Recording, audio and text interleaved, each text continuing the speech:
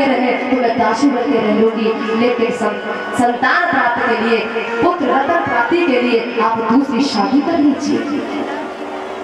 श्री सुखदेव जी कहने लगे, राजन आज उत्तानपाद राजा पूरी रात हो गई सोए नहीं। सोए जब गए हैं सभा में, सैनिक उन्होंने कहा, महाराज क्या बात है, बड़े उदास लग रहे हो, क्या बताए भैया, आज पूरी रात हमारी पत्नी ने हमें सोने नहीं दिया, क्यों? बोले वो कह रही है कि दूसरी शादी कर लो। सैनिकों ने कहा, महाराज आप राजा हैं और राजा को तो 10-10 शादियां करने का अधिकार है, आप शादी कर लीजिए, कोई संतान नहीं है इसलिए उन्होंने कहा है। तो महाराज पत्रों का वितरण हुआ कि उत्तानपाद राजा शादी करना चाहते हैं। एक राजा ने अपनी बेटी का लगन टीका भेजा, महाराज को दूल्हा बनाया है। सुनीति ने बारात लेकर लड़की वाले के दरवाजे पर पहुंचे, विधि विधान से विवाह हुआ। सुरुचि को दुल्हन बना के डोली में बिठा करके जब लाए तो महाराज इधर में सुनीति को पता चला तो सुनीति ने कहा, दासी से कहा कि जल्दी जा मेरी बहन को लेवा कर ला, मैं यहाँ सब व्यवस्था संभालती हूँ। दासी गई और दासी ने जाकर कहा, डोली में बैठी सुरुचि से कहा, अरे छोटी रानी आपको बड़ी रानी बुला रही है। बड़ी रानी? मेरी बड़ी रानी मतलब बड़ी रानी का मतलब क्या हुआ आपका? बोले महाराज की पहली पत्नी है। अच्छा, मतलब घर में सोच पहले से ही है। मेरे पति को लेवा कर लाओ, बुला कर लाओ, मैं बात करूंगी उसे। क्या ये सब? उत्तानपाद राजा आए और सुरुचि ने कहा कि घर में शौक पहले से है, फिर मुझे लेने क्यों गए तुम? जब एक तुम्हारी रानी थी वो हमें व्यर्थ ले आए हो, वो भोग करने को काफी थी, क्या मुझे भाड़ झोंकने लाई हो? क्यों लाए मुझे यहाँ? महाराज सुनीति को पता चला कि जो मैंने सोचा मैंने किया वो सब विपरीत होने जा रहा है। आज सुनीति आई है और आकर के उन्होंने अपना सिर जो है सुरुचि के चरणों में रख दिया, लेकिन उस पत्थर दिल वाली ने उसके सीने में लात मारी। तूने गंदे हाथ मेरे पैरों से लगा दिए, शर्म नहीं आती तुझे? अरे अपनी शकल तो देख।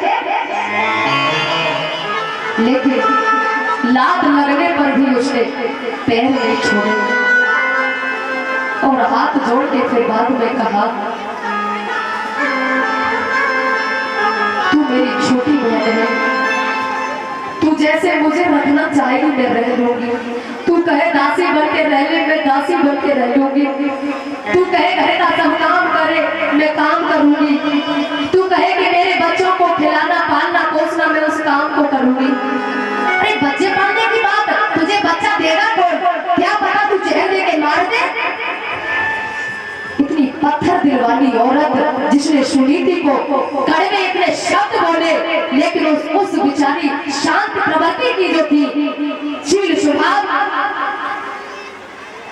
बोले ठीक है मैं जो कहूंगी क्या तू कर सकती है? बोले आज्ञा अनुसार करूंगी, भले बड़ी हूँ लेकिन जो तू कहेगी मैं वो करूंगी। तो कहा, सुन, नील का लहंगा गजी की साड़ी पहनकर हाथ में बांस लेकर कहाँ उड़ाना? ठीक है मंजूर है मुझे, लेकिन टोली वापस मत कर देना। महाराज आज सुनीति नील का लहंगा गजी की साड़ी पहनकर हाथ में बांस लेकर आई है और अपने पति से कहती है, स्वामी अपने हाथों से मेरे हाथ में थाम दो और हो सकता है कि मेरा और आपका ये आखिरी मिलन हो। पता नहीं मेरा और आपका मिलन फिर दोबारा कभी होगा या ना होगा।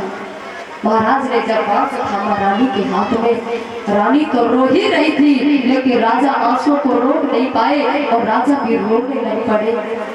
पैर छुए और हाथ जोड़ करके सुनीति ने कहा, स्वामी जीवन में कोई गलती बन गई हो तो मुझे क्षमा कर दियो, सेवा में कोई कमी रह गई हो तो मुझे क्षमा कर देना।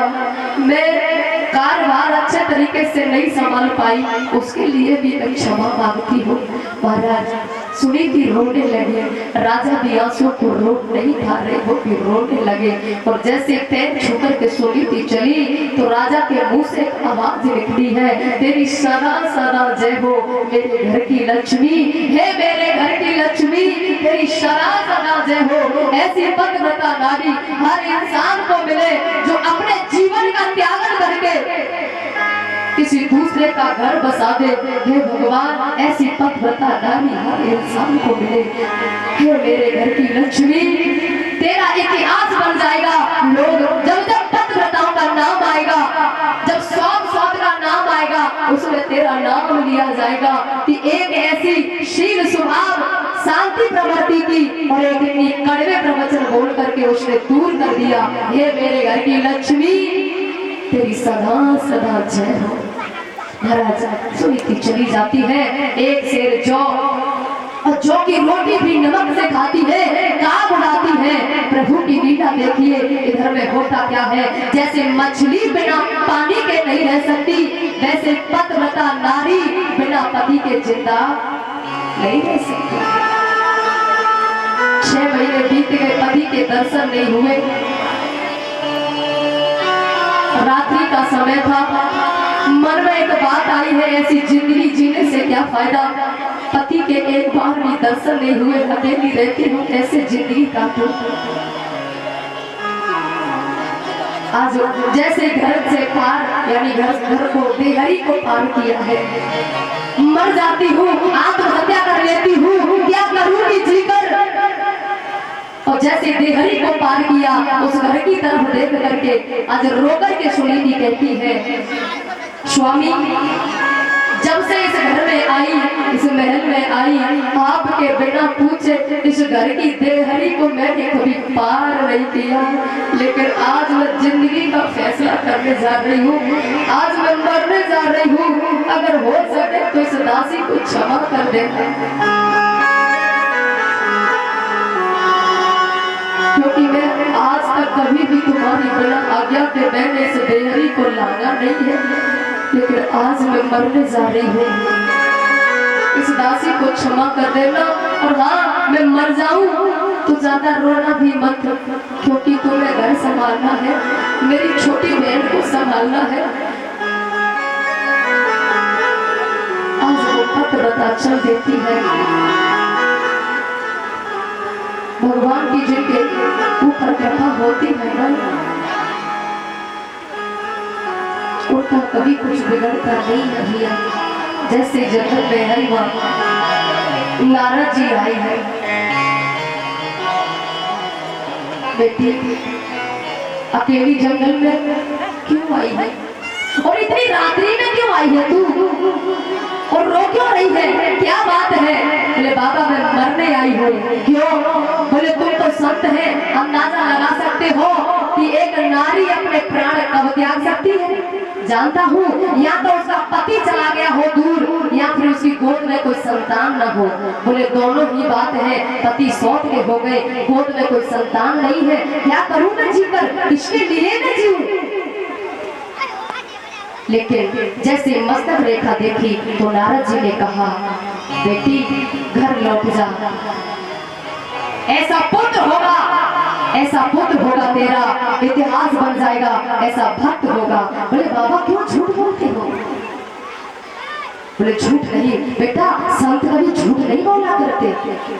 मोर वचन चाहे पड़ जाए फीका, संत वचन का कर की, संत कभी झूठ नहीं बोलते। पुत्रवती भव आशीर्वाद दे दिया, तेरी मस्तक रेखा कह रही है बेटा, ऐसा भक्त पैदा होगा, ऐसा बेटा होगा, तेरा इतिहास बन जाएगा तेरे बेटे का। तेरे बेटे का नाम लेंगे लोग, जब जब भक्ति की बात आएगी तो तेरे बेटे का नाम लेंगे लोग। संत की बात पर विश्वास किया है तो महाराज लौट आए हैं। श्री सुखदेव जी कहने लगे, राजन एक दिन की बात, महाराज शिकार के लिए गए हैं, लेकिन प्रभु की ऐसी लीला, एक हिरण ऐसा जो महाराज को रात्रि तक ले गया, दूर तक, और रात के लगभग 12-1 बजे लौटे। छोटी रानी के पास आए, दरवाजा खटखटाया, लेकिन वो सो चुकी थी। उसने दरवाजा नहीं खोला, मन में आया, ध्यान में आया, बड़ी रानी के पास चलता हूँ। महाराज सुनीति के पास आए हैं, चरणों में गिर पड़ी है सुनीति। महाराज ने कहा, देखो तो अपनी हालत क्या हो गई है, कहाँ से आना हुआ, आज के घर से सूरज निकला, आप यहाँ पर आए। बोले शिकार के लिए गया, रात हो गई, तुम्हारी छोटी बहन के पास गया था, वो सो चुकी थी, इसलिए मन में आया तुमसे मिलता चलूं। बहुत अच्छा किया महाराज, आपके दर्शन हो गए, मैं धन्य हो गई स्वामी।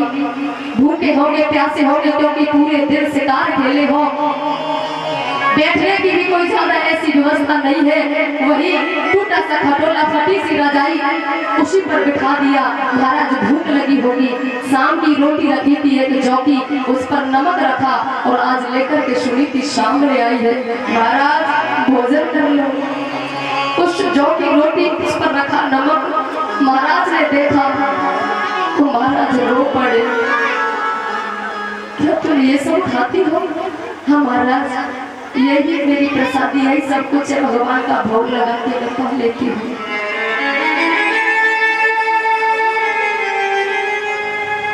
मना किया था तुझसे बार बार, लेकिन मेरी बात नहीं मानी। देख देख तेरी हालत क्या हो गई है। और सुनीति ने कहा स्वामी, वो समय कुछ और था, आज समय कुछ और है। सुनीति ने कहा स्वामी, कितने